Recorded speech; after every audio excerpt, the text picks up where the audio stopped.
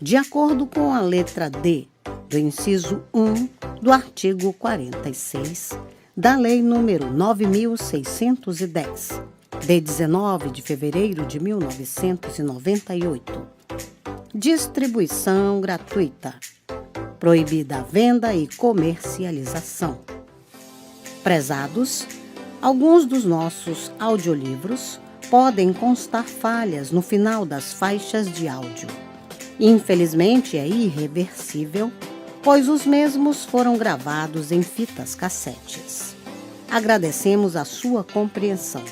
Seja muito bem-vindo ao canal da Biblioteca Braille do Estado do Amazonas. Devido a fatos recentes de questionamentos associados a direitos autorais, venho informar que o canal não obtém qualquer tipo de lucro com a publicação dos audiolivros. Levamos a acessibilidade para as pessoas com deficiência visual. Caso você seja autor ou proprietário dos direitos autorais de algum audiolivro publicado aqui no canal, peço que faça contato via e-mail ou através dos comentários, que, se assim for determinado, o audiolivro será retirado do ar.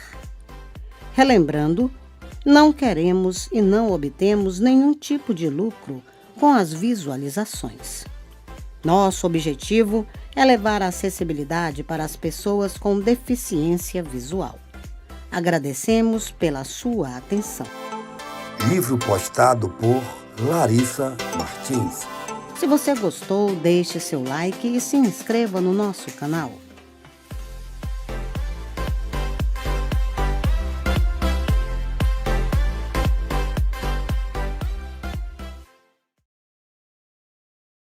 Este livro foi gravado nos estúdios da Fundação Dorina Noel para cegos.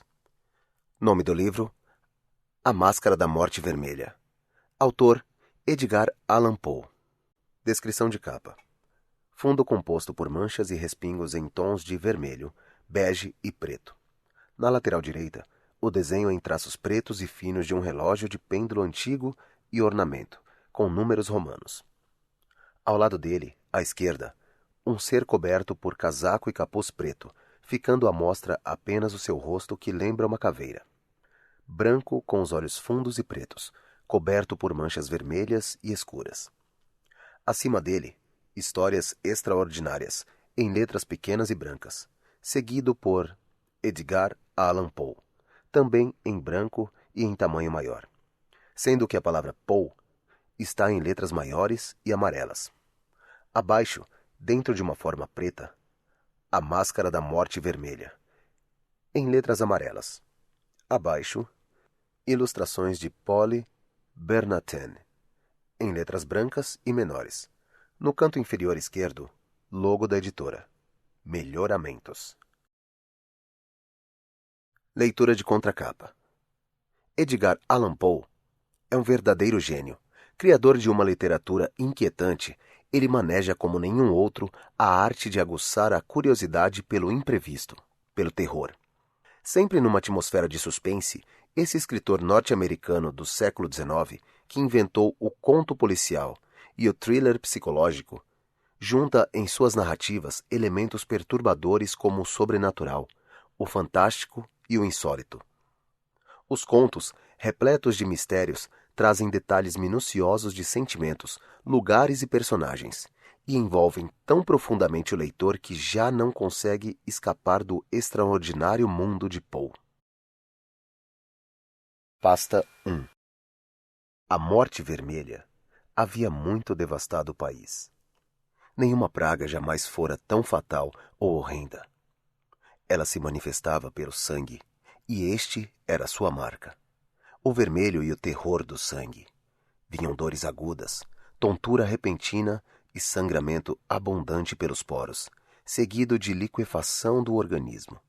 As manchas escarlates no corpo e, principalmente, no rosto, eram a maldição que isolava a vítima da ajuda e da compaixão de seus semelhantes. Em geral, a contaminação, o progresso da doença e a morte ocorriam em meia hora. Mas o príncipe próspero era feliz, destemido e sagaz. Quando a população dos seus domínios já tinha sido reduzida à metade, ele convocou à sua presença 1000 amigos sadios e alegres, dentre os cavalheiros e damas de sua corte, e, com eles, se retirou para a reclusão de um de seus palácios encastelados. O lugar possuía uma estrutura extensa e magnífica, criação de um príncipe com gosto excêntrico, porém majestoso. Muralhas fortes e elevadas protegiam o castelo.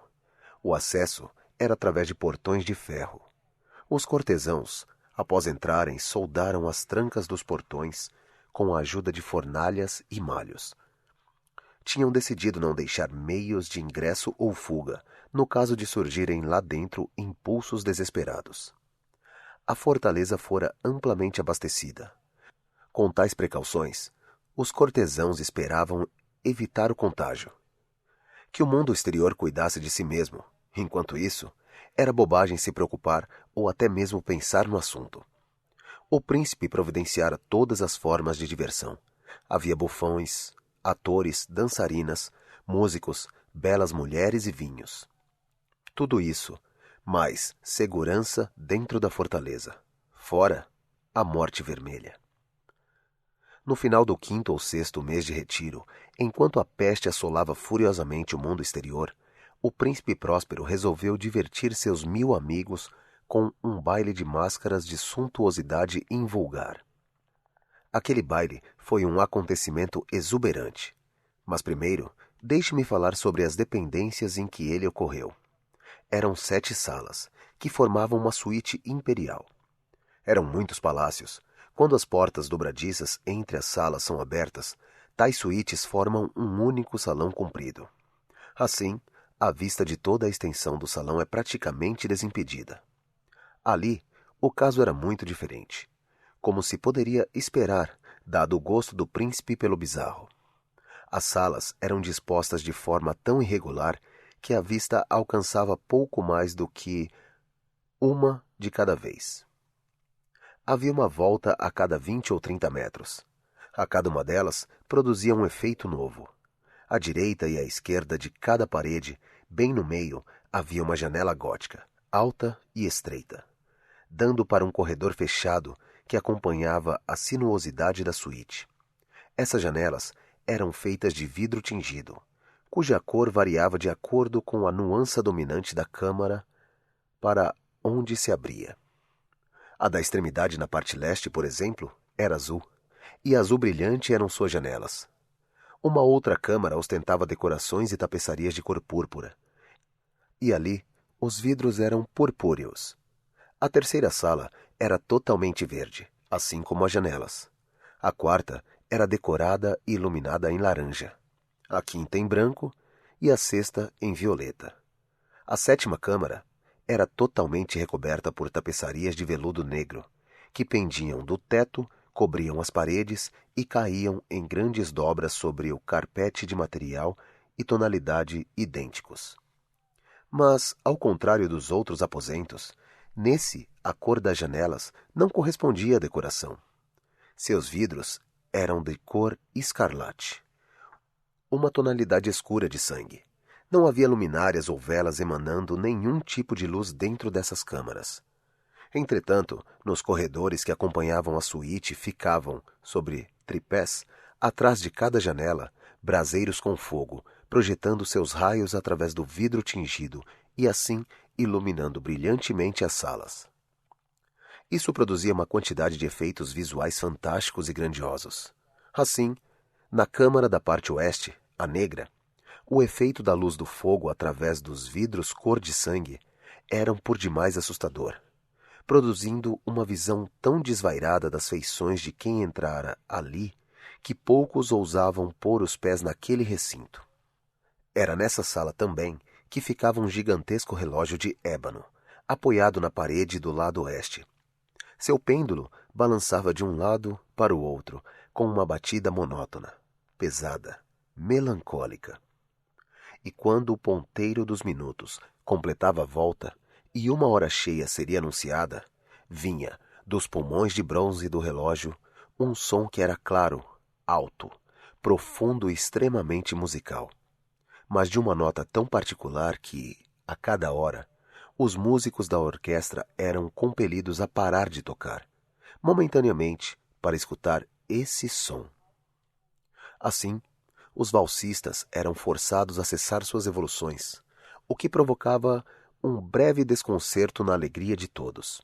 E, enquanto os sinos do relógio badalavam, os mais divertidos empalideciam, e os mais velhos e serenos passavam a mão pela testa, como se estivessem num sonho confuso. Mas, quando os ecos cessavam por completo, uma gargalhada leve permeava os convivas. Os músicos se entreolhavam e riam, como que de seu próprio nervosismo, ao mesmo tempo em que prometiam uns aos outros não se perturbarem tanto quanto da próxima badalada. Então, após o lapso de 60 minutos, que abrangem 3.600 segundos do tempo que voa, vinham uma nova badalada do relógio, e os mesmos tremores, desconcerto e introspecção de antes. Apesar de tudo isso, aquela era uma festa alegre e magnífica. O gosto do Duque era peculiar. Ele possuía um bom olho para cores e efeitos e ignorava os ditames da moda. Suas ideias eram ousadas e ardentes, e seus projetos cintilavam com o brilho bárbaro. Algumas pessoas o julgavam louco. Seus seguidores achavam que não. Era necessário ouvi-lo, vê-lo e tocá-lo para ter certeza de que ele não era demente. Ele mesmo havia supervisionado, em grande parte, a decoração das 7 salas por ocasião desta festa grandiosa. Foi seu gosto pessoal que, também, orientou a criação das fantasias de seus convidados.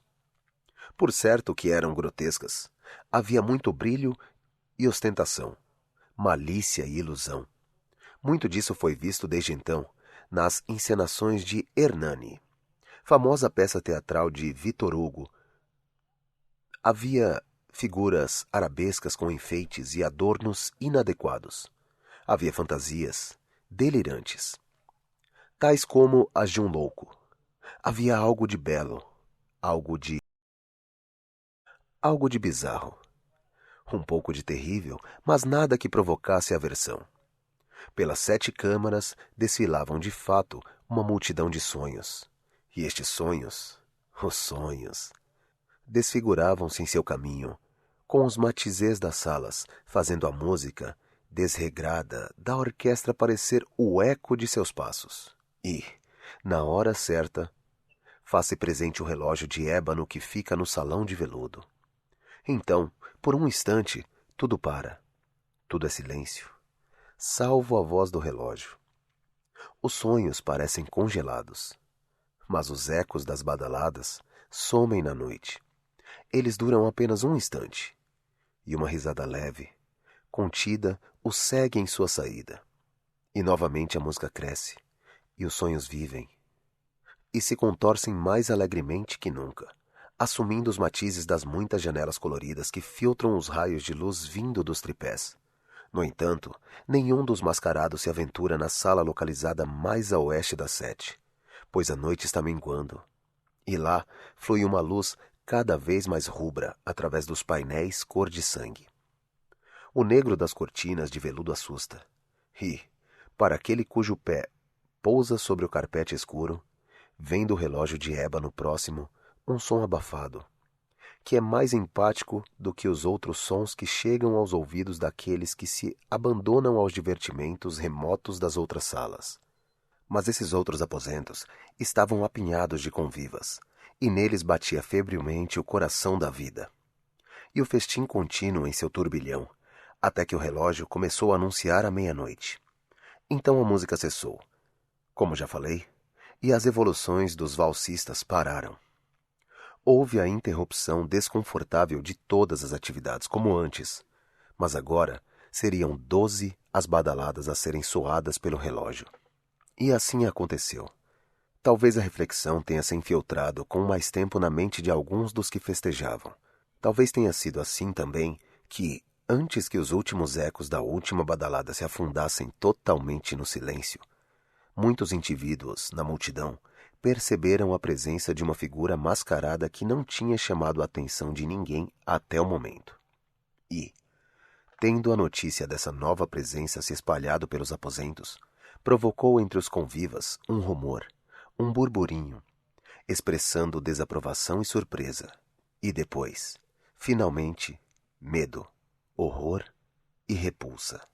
Em tal assembleia de quimeras que retratei, era de supor que nenhuma aparência pudesse provocar tal sensação.